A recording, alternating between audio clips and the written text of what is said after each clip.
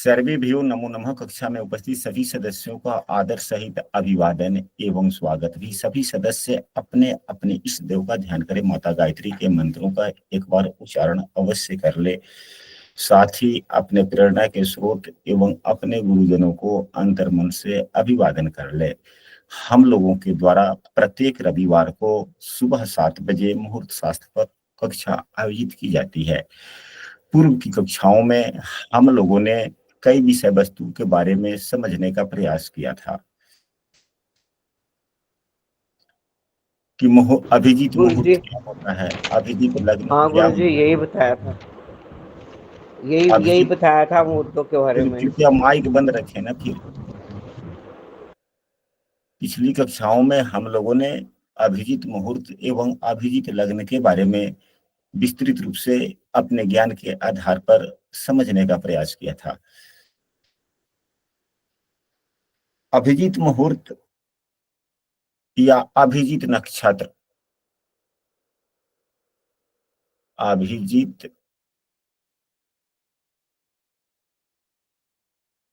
मुहूर्त या लग्न या नक्षत्र, ये तीनों अलग अलग हैं, परंतु तीनों में कोई भी एक मिल जाए। हालांकि अभिजीत मुहूर्त एवं अभिजीत लग्न एक ही समय में पड़ते हैं। जब सूर्य देव दशम भाव में होते हैं उसे अभिजीत लग्न कहा जाता है। जब सूर्य देव जब सूर्य देव दशम भाव में होते हैं उसे अभिजीत लग्न कहा जाता है। अगर पूर्णिमा के दिन के अभिजीत लग्न की बात की जाए, वह सबसे अधिक बलवान होता है। पूर्णिमा के दिन का अभिजीत लग्न सबसे अधिक, पूरे महीने के लग्नों से सबसे अधिक बलवान होता है, क्योंकि चंद्रमा भी उस रोज पूर्ण बली होता है एवं चंद्रमा एवं सूर्य दोनों एक दूसरे के को देख रहे होते हैं, आमने सामने होते हैं। इसलिए इसकी महत्ता पूर्णिमा के दिन के अभिजीत लग्न की महत्ता और बढ़ जाती है। अभिजीत नक्षत्र छोटा समय होता है। इस पर हम लोगों ने यहाँ कक्षा में उपस्थित कई विद्वान ऐसे हैं जिनको याद होगा कि अभिजीत नक्षत्र पर हम लोगों ने काफी चर्चा किया था पूर्व की कक्षाओं में कि अभिजीत नक्षत्र क्या है, इसका मान क्या है, यह किन किन नक्षत्रों के मेल से बनता है। इन सभी बातों पर पूर्व में काफी विस्तृत चर्चा हुई थी। पंचांग में 27 नक्षत्रों के बारे में ही दिया गया होता है।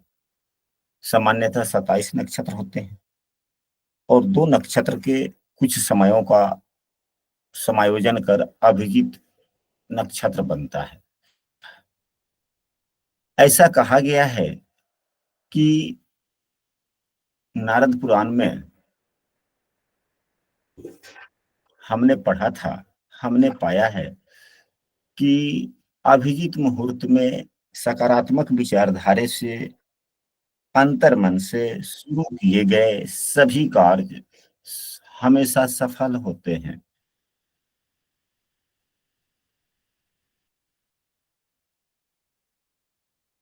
जिस रोज किसी भी प्रकार के मुहूर्त में दोष हो, किसी भी प्रकार का दोष हो, किसी भी प्रकार का दोष हो, चाहे तिथि दोष हो, नक्षत्र दोष हो, करण दोष हो, कुछ भी हो, परंतु अभिजीत मुहूर्त या अभिजीत लग्न उन समस्त दोषों का नाश कर देता है। क्या कर देता है? नाश कर देता है। नाश कर देता है। परंतु अभिजीत मुहूर्त के दोषों का तो नाश नहीं होता, परंतु कभी कभी ये तो जो बातें हम लोगों ने चर्चा किया, यह सर्वथा हमारे गुरुजन कहते हैं, पुस्तकों में भी वर्णित है कि सर्वथा यह उचित ही है, ठीक है, और इसको भी हम सत्य मानते हैं, किया जा सकता है। लेकिन अभिजीत लग्न के बारे में हम सबों को समझना चाहिए। यहाँ पे जितने सदस्य कक्षा में उपस्थित हैं, अधिकांशतः सदस्य ज्योतिषी भी हैं या अध्ययन कर रहे हैं, कुंडली का फलादेश खूब बढ़िया से करते हैं,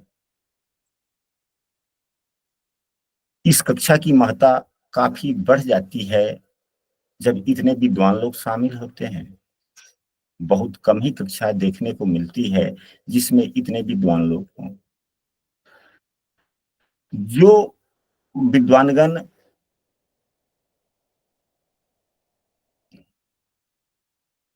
कुंडली फलादेश करना जानते हैं, ग्रहों की चाल, ग्रहों की गति, ग्रहों के बल के बारे में जिन्हें ज्ञान है, उन्हें ही मुहूर्त का शोधन करने का पूरा ज्ञान होता है, क्योंकि मुहूर्त भी ज्योतिष का ही एक अंग है। कर्मकांड अलग विषय वस्तु है, पूजा पाठ करना, करा लेना, यह अलग है।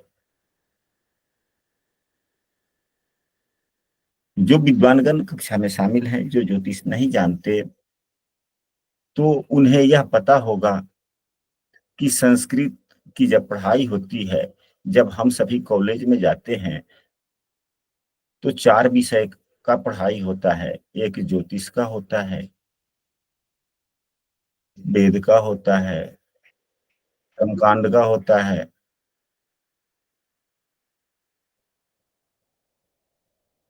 एवं कला का होता है, जिसे साहित्य कहा जाता है। मुख्यतः यही 4 विषय की पढ़ाई होती है ना। जी गुरुदेव। और भी विद्वान लोग हैं, और भी लोग बोले, क्या ब्रजेश जी? जी जी जी। यही 4 विषय की पढ़ाई होती है ना। ज्योतिष, वेद, कर्मकांड, साहित्य। जी। तो वेद, ज्योतिष पूजा पाठ से संबंध नहीं रखता। यह पूजा पाठ के कायदे बतलाता है कि किस कायदे से किया जाए।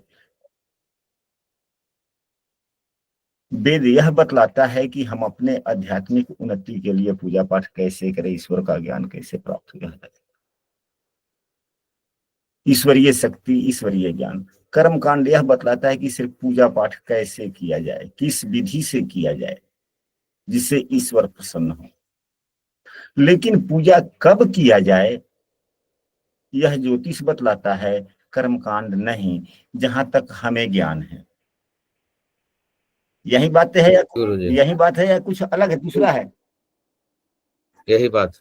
कर्मकांड तो नहीं बतलाता कि हमें पूजा पाठ कम करना चाहिए। हम सबों ने, यह मुहूर्त शास्त्र की बेसिक की कक्षा है, और बेसिक से ही व्यक्ति प्रकांड बनता है। जिसको जितना ही बेसिक का ज्ञान जितना अधिक होता है, वह उतना ही ज्ञानवान होता है। हम सबों ने पूर्व की कक्षाओं में पढ़ा है,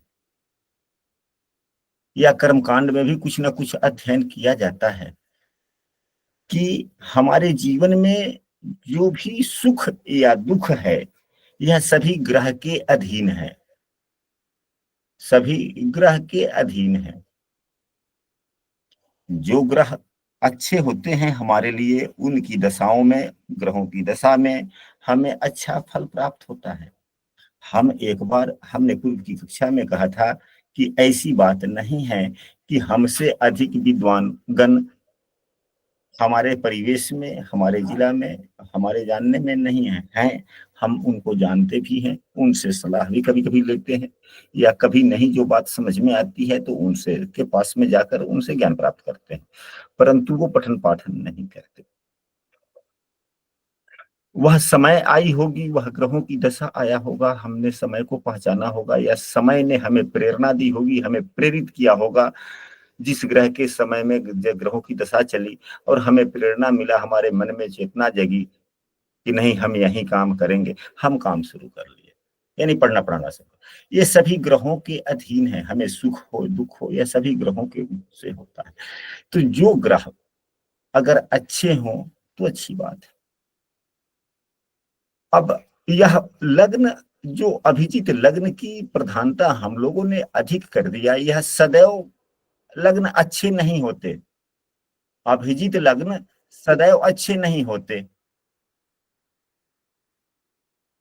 केवल यह जान लेना, काफी नहीं है कि अभिजीत लग्न सर्वोत्तम होता है और अभिजीत मुहूर्त के समय ही अभिजीत लग्न भी व्यतीत करता है, यह जानना पूरा बात नहीं है। अभिजीत मुहूर्त सदैव सही होते हैं, उत्तम होते हैं, और अभिजीत लग्न भी उत्तम हो जाए फिर क्या होगा?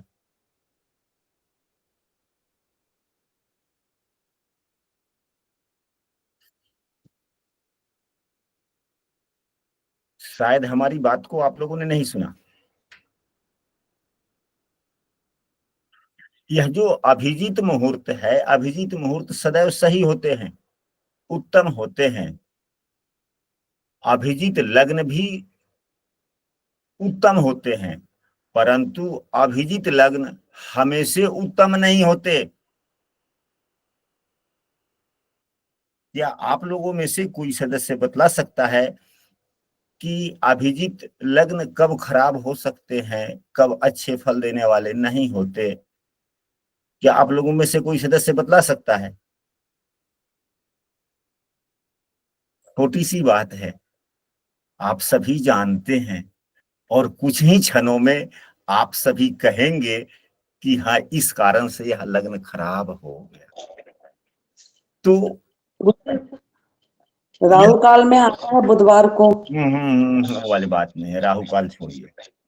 पाप ग्रह हो लग्न में। हाँ, ठीक है ठीक है ठीक है ठीक है ठीक है, कुछ कुछ मतलब कि 10-20% रास्ते पर चले आए, और आप ही सभी आदमी विवेचना करेंगे। हम कुछ नहीं आज बोलने वाले, हम सिर्फ उकसाएंगे कि यह कहाँ से, और सभी ज्ञान आप लोगों के पास में है, आप सभी जानते हैं।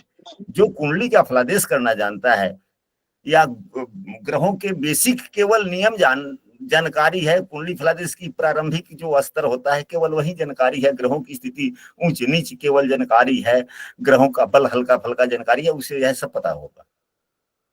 तो अब यहाँ पर देखा जाए कि हमने कक्षा के शुरू में ही कहा था, कि अभिजीत लग्न में सूर्यदेव 10वें भाव में होते हैं।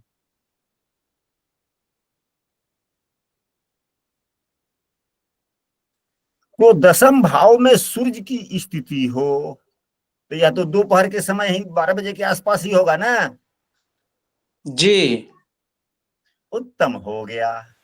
परंतु गुरु जी, हाँ जी, मकर लग्न में ये अच्छा नहीं माना जाता। सूर्य नीच का हो जाएगा तो अच्छा नहीं होगा जी। अब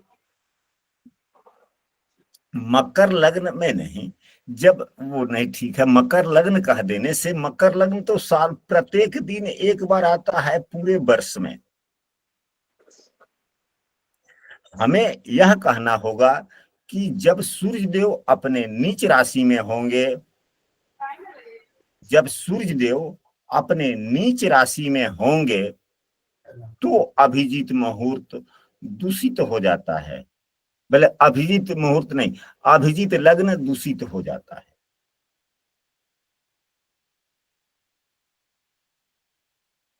सूर्य देव, हाँ जी,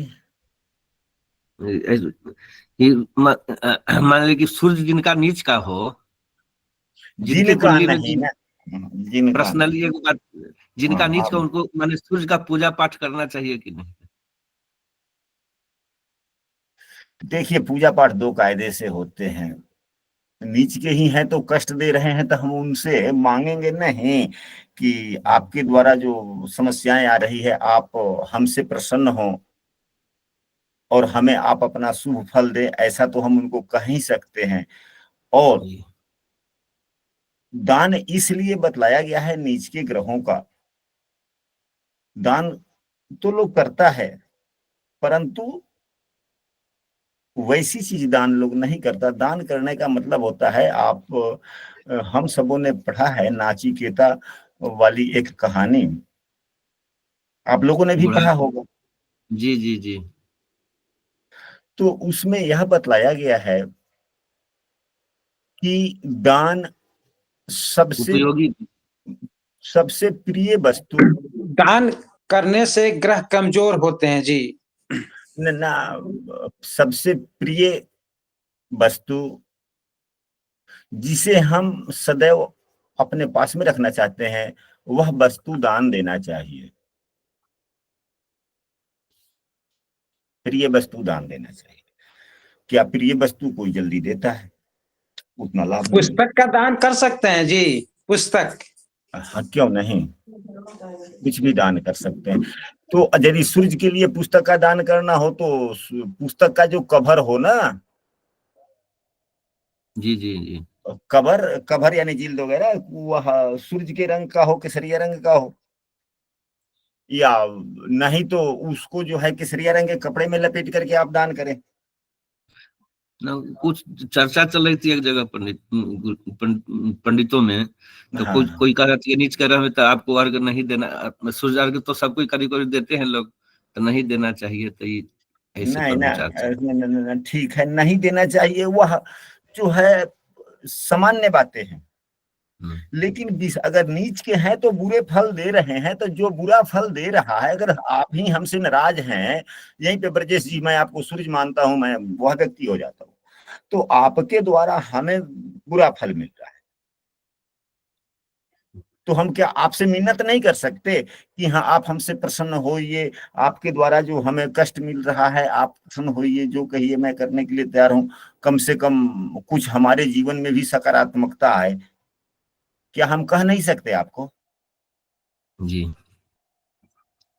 नहीं, यह कहाँ का नियम है? हाँ, अब अर्घ नहीं देना चाहिए, यह भी बात सही है, पूजा नहीं करना चाहिए, यह भी सही है, क्योंकि पूजा करने से ग्रहों में बल बढ़ता है, जी जी ग्रह और बलवान होते हैं, तो यदि नीच के हैं बलवान हो जाएंगे तो और ज्यादा कष्ट देंगे।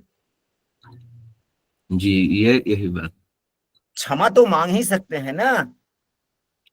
जी जी जी हाँ, और मन में पूजा क्यों नहीं करेंगे, पूजा भी करेंगे, लेकिन मन में प्रायश्चित की भावना रखते हुए, मन में क्षमा की भावना रखते हुए पूजा करें ना जी, स्तुति करें ना, लाभ तो मिलेगा ही मिलेगा। जी लेकिन जी यह जो अभी हमने कहा कि मन में प्रायश्चित की भावना, अगर सूर्यदेव आपके नीच हैं के कुंडली में है, तो कहीं ना कहीं यह तो सब हमारे पूर्व जन्मों का ही फल है, तो हमने पूर्व जन्मों में कुछ ना कुछ गलत काम किए हैं जिससे सूर्य नीच के हैं। पूर्व जन्म जी और जी ज्योतिष भी हम सबों को कुछ ना कुछ समझना चाहिए। जी जी तो जब सूर्य देव नीच के हैं, यानी कि हमने गलत किया अपने पूर्व के जन्मों में, पूर्व के समयों में, तो उसको ज्ञान नहीं है, लेकिन ज्योतिष के माध्यम से यदि हम जानते हैं कि इसी कारण से सूर्यदेव हमारे कुंडली में नीच के हैं, तो पूर्व के किए गए कर्मों का प्रायश्चित हम करेंगे कि नहीं करेंगे? प्रायश्चित की भावना जब तक नहीं होगी तब तक क्या फल मिलेगा? नहीं मिला। तो मन में क्षमा एवं प्रायश्चित की भावना रखते हुए यदि हम पूजा करते हैं तब तो अच्छी बात है। तो यह गुण रहस्य साधारण व्यक्ति नहीं जान पाते ना। साधारण जी कर्मकांडी अभी जो इतना हम लोगों ने चर्चा भी किया, अभी चर्चा हम लोगों की अधूरी रह गई, लेकिन समय अभी काफी है, चर्चा पूरा हो जाएगा। तो क्या यह साधारण कर्मकांड करने वाले या नौसिखिए लोग, नौसिखिए जो हमारे परिवेश में है या आपके परिवेश में है, क्या इस गुण रहस्य को जान पाएंगे, समझ पाएंगे? नहीं समझ पाएंगे गुरुजी। अभी का एगो बिना मतलब 6 मई को लगन रखा गया एगो हमारे मित्र के यहाँ, वहां दे दिए हैं। रात में पूर्वा खा माघा है, शाम 7 बजे तक, और रात भर पूर्वा खड़ा है, तब अड़े हुए कि लगन रात में है ये है। पंडित जी कि दिखाइए कोई बढ़िया पंडित से। चलिए, यह जो अभी बातें हैं अंत में चर्चा कीजिएगा विवाह वाली। हमारे भी मन में एक बात आ गया, क्योंकि वह बात थोड़ी लंबी हो सकती है, जो अभी हम लोग की चर्चा चल रहा है, पहले यहाँ सूर्य पर आ जाए। तो अभिजीत लग्न सदैव अच्छे नहीं होते। सूर्य देव जब नीच के होते हैं, तो यानी कि नीच राशि में हो, गोचर कर रहे हो, तब यह लग्न अच्छा नहीं होता। या सूर्य राहु से युक्त होते हैं, अंशात्मक मान इनका करीब भी हो, तो भी अभिजीत लग्न अच्छा नहीं होता।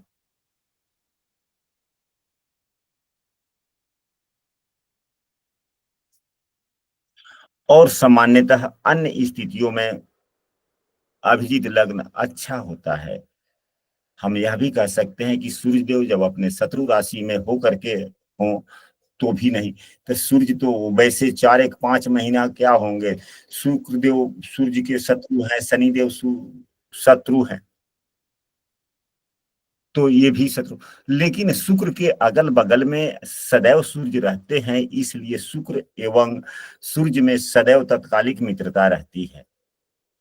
और सूर्य क्या है, राजा हैं, इनको सुख चाहिए और सुख देने वाले शुक्रदेव हैं, इसलिए 2 नंबर एवं 7 नंबर की भी राशि, 2 नंबर की राशि में होने पर अच्छे फल देते हैं, यानी कि लग्न अच्छा हो जाता है। लेकिन यह नीच की राशि अच्छी नहीं होती।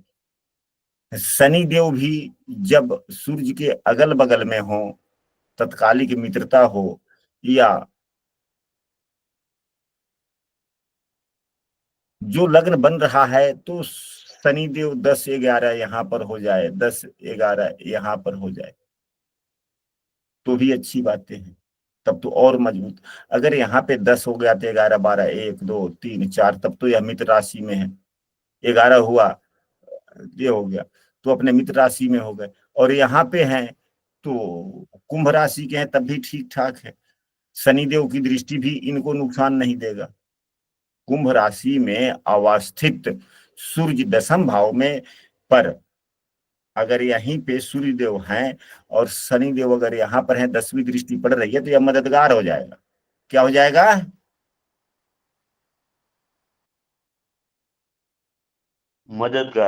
मददगार हो जाएगा, या शनिदेव की तीसरी दृष्टि भी मददगार हो जाएगी, या शनिदेव की 7वीं दृष्टि भी मददगार हो जाएगी। यह ज्योतिष की बातें हैं।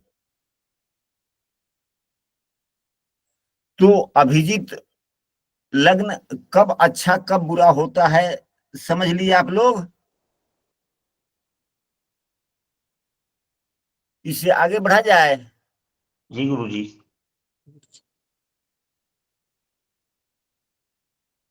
तो अभिजीत मुहूर्त या अभिजीत लग्न, अगर अभिजीत लग्न है और सूर्य देव अच्छी स्थिति में है, तो हर प्रकार के मुहूर्त में जितने दोष होते हैं, हर प्रकार के दोष का शमन हो जाता है, नाश हो जाता है। ज्योतिषार में पढ़िएगा तो ज्योतिषार में लिखा गया है, श्लोक पूरा मुझे याद नहीं है, लिखा गया है कि दीन मध्य गते सूर्ये, दीन मध्य गते सूर्ये मुहूर्ते अभिजित प्रभु चक्रमादाय गोविंद सर्वान दोष, ऐसे करके कुछ है, अगला शब्द याद नहीं आ रहा ज्योतिषार में। तो यह वाली बातें हो गई। अब इससे आगे चलते हैं, जो हम सबों को पढ़ना चाहिए। हालांकि संवत्सर वगैरह होता है वो ठीक है, तो उस संवत्सर साल भर के लिए होता है, उसके बारे में हम लोगों ने पूर्व में ही पढ़ लिया है कि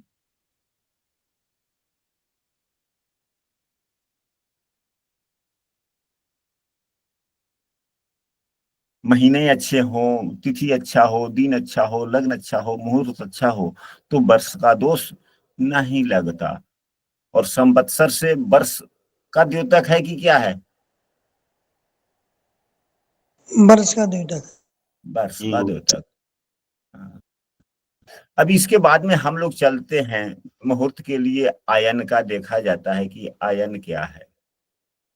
हमारे द्वारा नियमित रूप से प्रदेश पर आधारित कक्षा होती है। यदि कोई प्रदेश की कक्षा में नियमित रूप से शामिल होना चाहते हैं तो स्क्रीन पर दिख रहे नंबर पर व्हाट्सएप पर सकते हैं। यदि यह कक्षा आप सबको अच्छी लगती है तो अपने मित्रों को भी इस कक्षा की वीडियो शेयर करें, समूह में शामिल करें, ताकि यह निःशुल्क कक्षा का लाभ उन्हें भी मिल सके। अब आयन 2 होते हैं, एक उत्तरायण एवं दूसरा दक्षिणायन। इसके बारे में सभी को, हमें भी, आपको भी, सभी को मालूम है। यह आयन क्या होता है, तो सूर्य की गति सूरज की गति तो नहीं कह सकते, पृथ्वी की गति, लेकिन ज्योतिष अनुभव पर आधारित है, इसलिए सूरज की गति। पृथ्वी को हम लोग घूमते नहीं देख पाते, अनुभव नहीं हो पाता, सूरज ही गतिमान है ऐसा हम लोग अनुभव करते हैं। इसलिए सूर्यदेव जब उत्तरी राशि में रहते हैं, उत्तर के तरफ, तो उत्तरायण, दक्षिण की तरफ रहते हैं तो दक्षिणायन। यह राशियों पर भी आधारित है।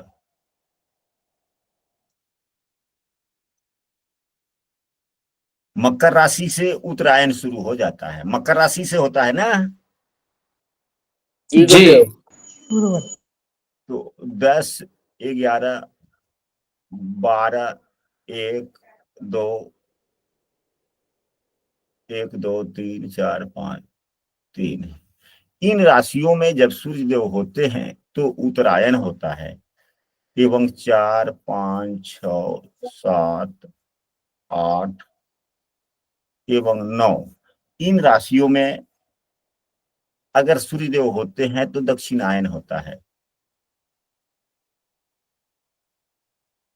इसको हम लोग गर्मी भी कह सकते हैं, इसको सर्दी भी कह सकते हैं।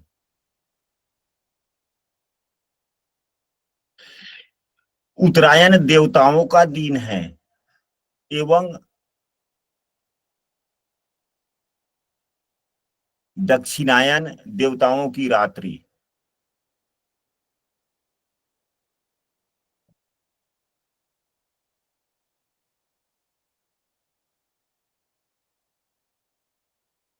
जब भी हमें कोई भी काम करना हो, जैसे कि कोई नए घर में हम गृह प्रवेश कर रहे हैं तो उत्तरायण में करें। कोई देवताओं का देव कार्य जो विशेष रूप से अनुष्ठान करना है या प्रतिष्ठा वगैरह करनी है, प्राण प्रतिष्ठा, यज्ञोपवीत इत्यादि, तो उत्तरायण में करने चाहिए। हालांकि विवाह वगैरह भी उत्तरायण में ही उत्तम होते हैं। जब सूर्यदेव दक्षिणायन में होते हैं तो सभी देवताओं की रात्रि होती है, और रात्रि तो शयन करने, आराम करने का समय होता है, और सभी देवताओं के ही माध्यम से, सभी देवता तो विष्णु भगवान के ही अंशावतार हैं, सभी देवता तो विष्णु भगवान के ही अंश है, चाहे वह कोई भी देवता क्यों ना हो। जब सभी ग्रह विष्णु के अंशावतार हैं तो उस प्रकार से मान सकते हैं। तो जो दिन में जगा हुआ रहता है वही हमें कुछ दे सकता है, जो आराम कर रहा होता है या सोया हुआ हो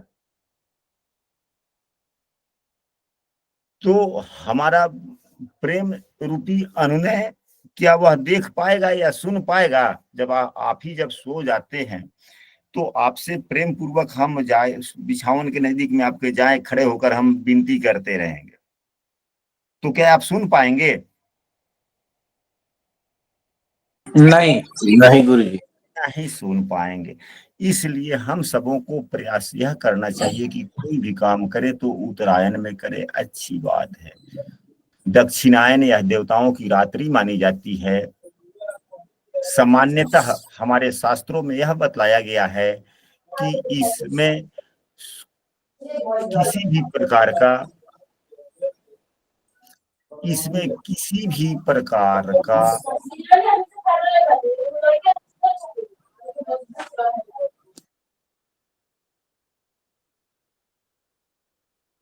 षोडश संस्कार नहीं करने चाहिए, वर्जित है।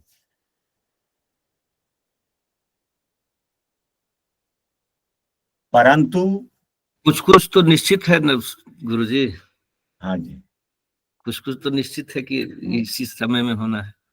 हाँ, तो जो वह निश्चित है वह होगा, लेकिन यह सामान्य बातें हैं कि षोडश संस्कार से संबंधित हम नहीं कर सकते।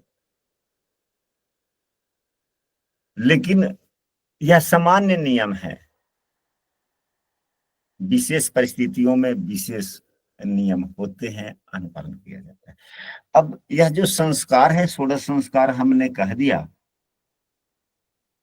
क्या किसी व्यक्ति की मृत्यु होती है तो जो अंतिम संस्कार होता है वह इसमें सम्मिलित है या नहीं है? गुरु जी। है गुरुवर। है गुरु जी। तो फिर क्या किया जाए? 6 महीने तक रुका जाएगा? नहीं, तो कुछ बातें ऐसी होती है, और भी 2-4 बातें हैं। गर्भाधान भी संस्कार ही है। कुछ चीजें ऐसी होती है कि पुस्तक कहता कुछ और है और व्यक्ति परिस्थिति बस अब आवश्यक तो हो जाता है। बहुत बहुत से संस्कार लुप्त हो गए हैं गुरु जी। हाँ, तो कुछ यही 16 संस्कारों में कुछ संस्कार ऐसे होते हैं कि परिस्थिति बस हम मुहूर्त नहीं देखते, हम लोग के कमी से गुरु जी। कमी से। बहुत अच्छा बात आपने कहा। अब इसके बाद में, लेकिन यहाँ पर किसी भी प्रकार के ग्रह दोष, देवी दोष,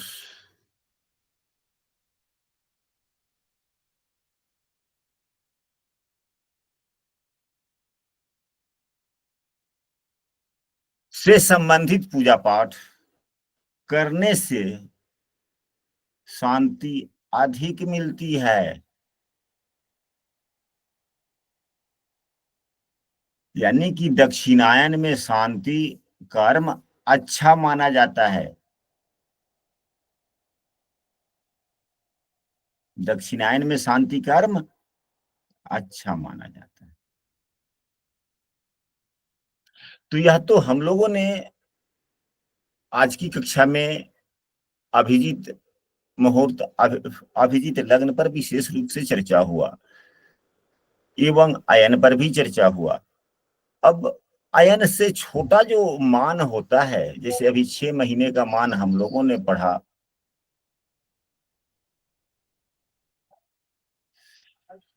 हम लोगों ने तिथि, हम लोगों ने वर्ष के बारे में समझा कि हाँ, वर्ष जो होते हैं उसे संवत्सर समझें, तो वह तो पूरे 1 वर्ष तक रहेगा और सभी वर्ष में सामान्यतः सभी कार्य किए जाते हैं। तो हम लोगों को मास उत्तम होना चाहिए, नक्षत्र तिथि मुहूर्त उत्तम होना चाहिए। तो यहाँ पे चले, तो वर्ष का जो छोटा रूप है वह अयन है। यह 6 माह का होता है। इससे छोटा जो कड़ी आया वह माह होता है। माह 30 दिन का होता है। यह कई प्रकार के होते हैं। इसके प्रतिरूप हैं, भाग हैं, जैसे सौर मास,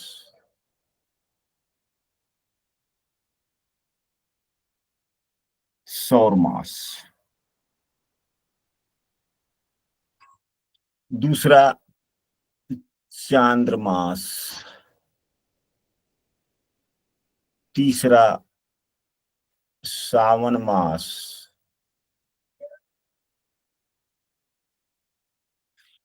और भी होते हैं नक्षत्र मास।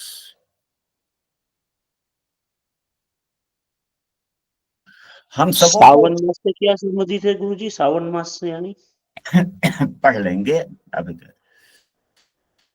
अधिक मास गुरुवर। नहीं, हाँ, अधिक मास तो इसी में से होता है ना जी। पूरा मास को कहते हैं सावन मास। मलमास क्या होता है गुरुदेव? अभी तो मास पढ़ेंगे तब ना मलमास पर जाएंगे। सीरियल बाय सीरियल से पढ़ लेंगे हम लोग, सौर मास, चंद्रमास।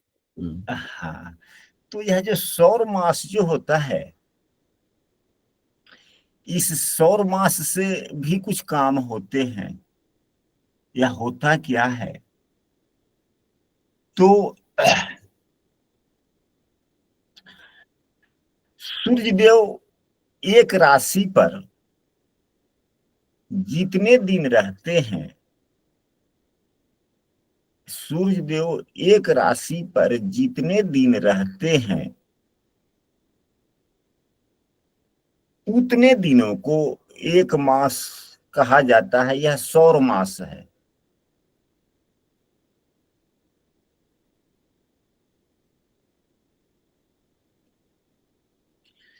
यह सामान्यतः 30.5 दिन का होता है।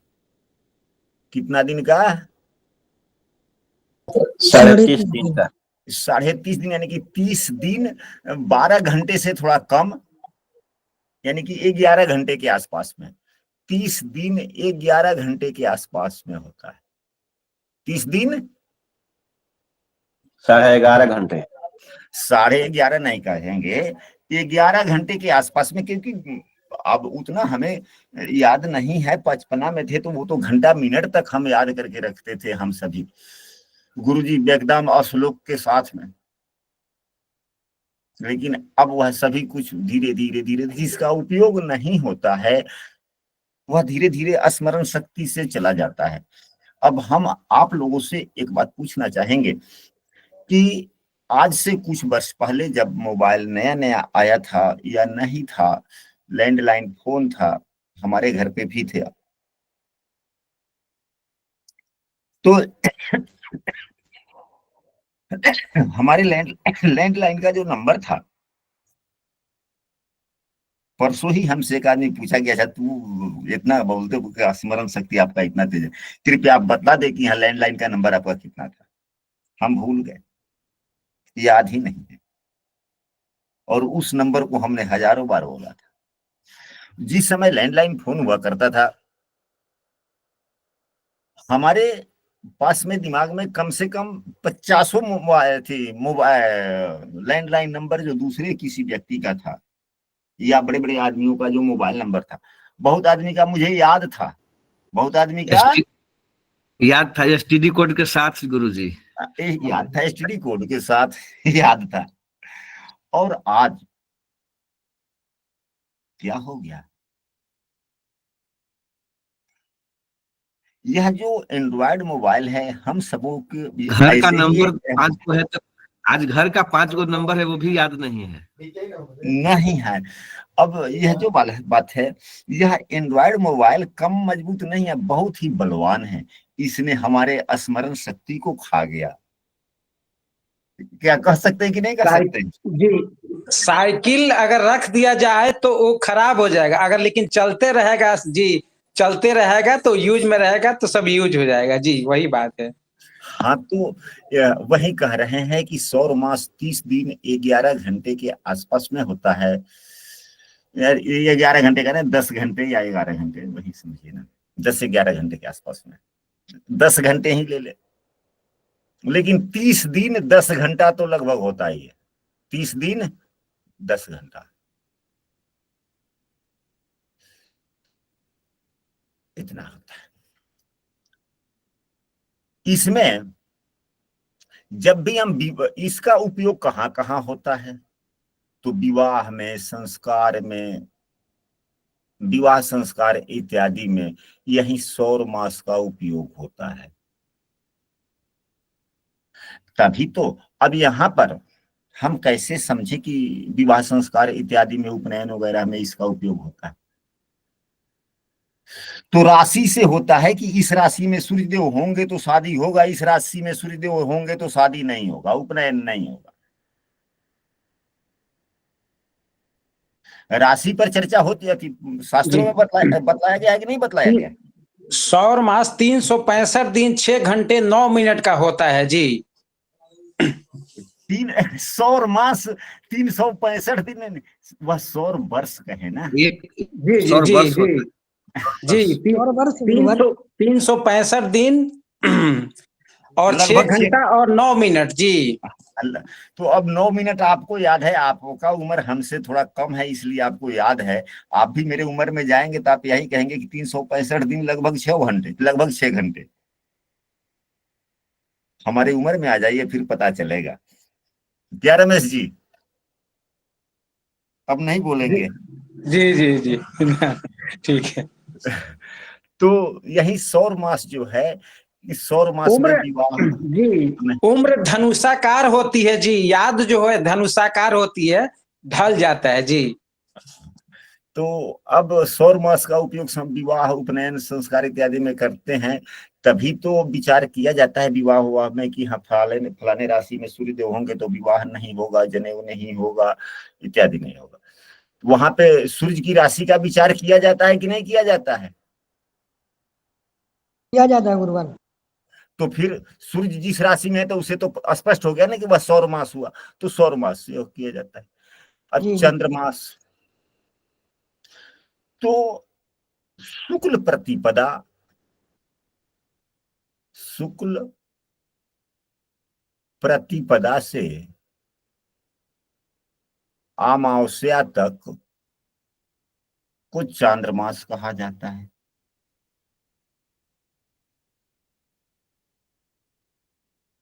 जिससे हमारा पंचांग भी निर्धारित होता है। जिससे पंचांग निर्धारित होता है। यह 29 दिन 22 घंटे का लगभग होता है। यह कितने का होता है? 29 दिन 22। 29 दिन 22 घंटे होता है। यहीं से मलमास निकलता है।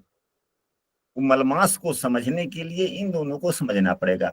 अब यहाँ 30 दिन 10 घंटा, यह 29 दिन 22 घंटा, कम कीजिए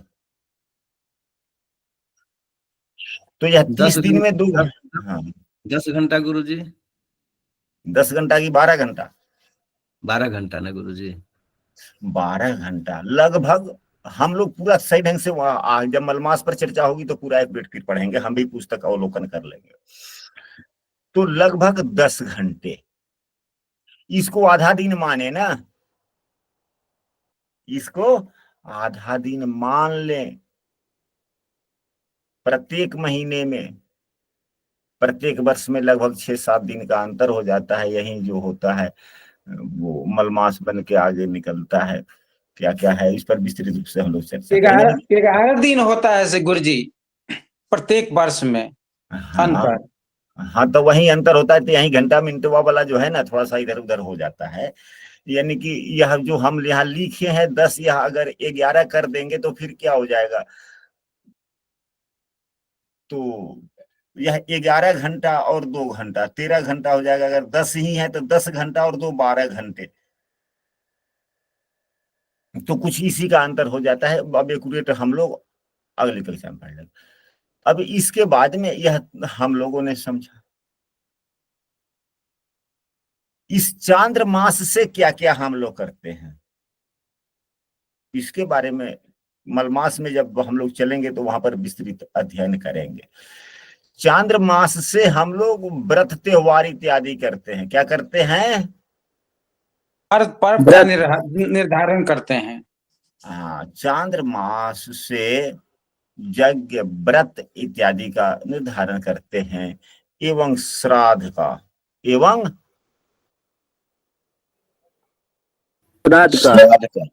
श्राद्ध की तिथि, जैसे कि सांवत्सरिक वगैरह श्राद्ध वगैरह है तो फिर हम लोग चांद्रमास, हम लोग चांद्रमास जैसे। हाँ हाँ, क्योंकि अगर मान लीजिए कि किसी का यही जो चैत्र महीना चल रहा है, अगर कोई व्यक्ति इसी चैत्र महीने के कृष्ण पक्ष की अगर पंचमी को अगर उनकी अगर मौत हुई है या मृत्यु हुआ है तो अगले वर्ष चैत्र महीने के पंचमी तिथि को ही उनका सांवत्सरिक श्राद्ध होगा। बरखी जिसे हमारे यहाँ इलाके में बोला जाता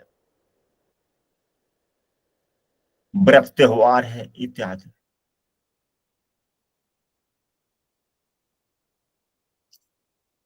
अब इसके बाद में सावन मास क्या है? यह बनियों का, यह जो है व्यवसायिक मास इसे कहा जाता है।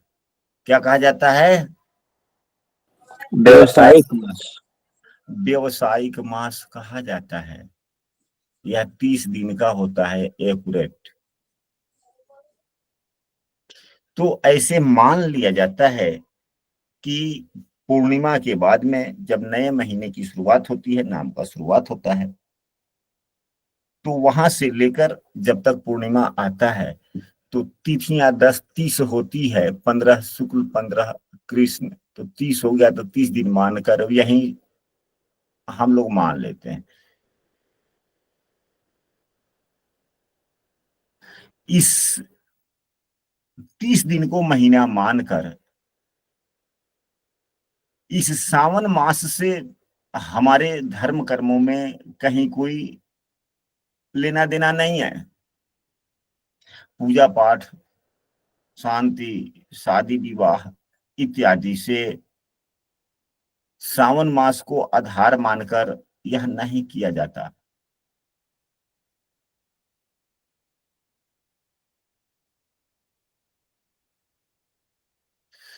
यूं समझिए कि यह लेन देन, ब्याज इत्यादि के लिए इसकी प्रधानता है। अब आते हैं नक्षत्र मास पर। नक्षत्र मास क्या है? तो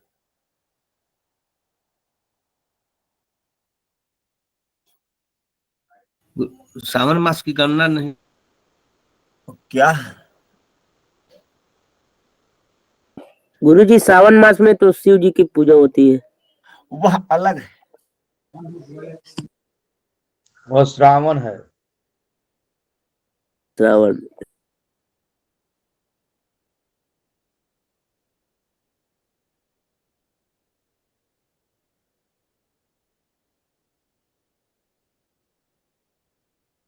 नहीं समझे गुरुजी, 15-15 दिन। तो गुरुजी कब पड़ेगा सावन मास का? कहने का मतलब यह है कि 30 दिन पूरे 24 घंटे दिन रात मानकर, और होता ही है, एक सूर्योदय से अगले दिन के सूर्योदय की दूरी देखेंगे तो 24 घंटा आपको मिलेगा। प्रारंभ इसका प्रारंभ कब से होता है? यह प्रश्न आपका उत्तम है। तो इसके प्रारंभ के लिए जैसा कि रमेश जी ने कहा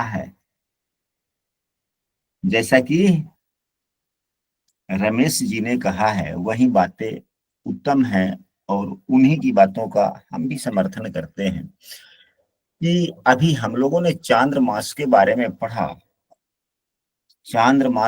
में पढ़ा कि शुक्ल पक्ष से लेकर दो सूर्योदय के बीच को सावन दिन कहते हैं जी। हाँ, तो अब यहाँ पे जो अमावस्या हुआ तब बैसाख महीना में चला गया, यह चैत्र शुक्ल पक्ष यहाँ से नवरात्रि से शुरू हुई, तो यह चांद्र मास हो गया 1 महीने।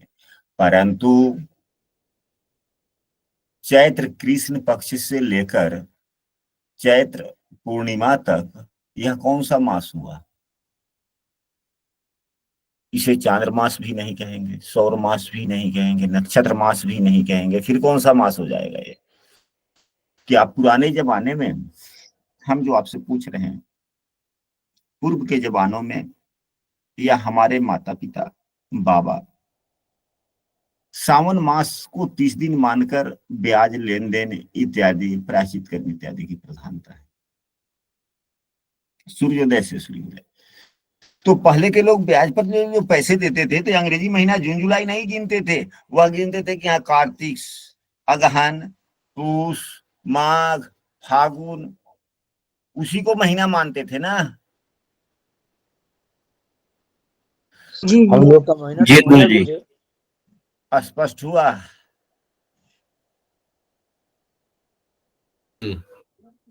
तो आज की कक्षा में हम इतना ही रखते हैं और अगली कक्षा के रविवार के दिन जो कक्षा आयोजित होगी, नक्षत्र मास पर चर्चा होगी और यहाँ पे कक्षा में उपस्थित सभी विद्वानगण नक्षत्र मास के बारे में अपनी पुस्तक पढ़ेंगे,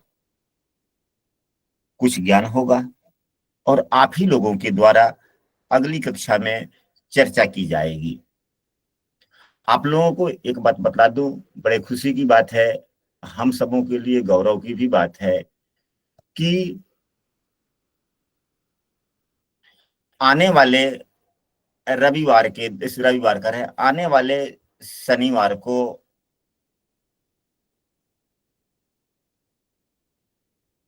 विशेष त्योहार पर्व हम लोगों के लिए है, क्योंकि महीने का आखिरी शनिवार है, महीने का आखिरी शनिवार आखिरी शनिवार है।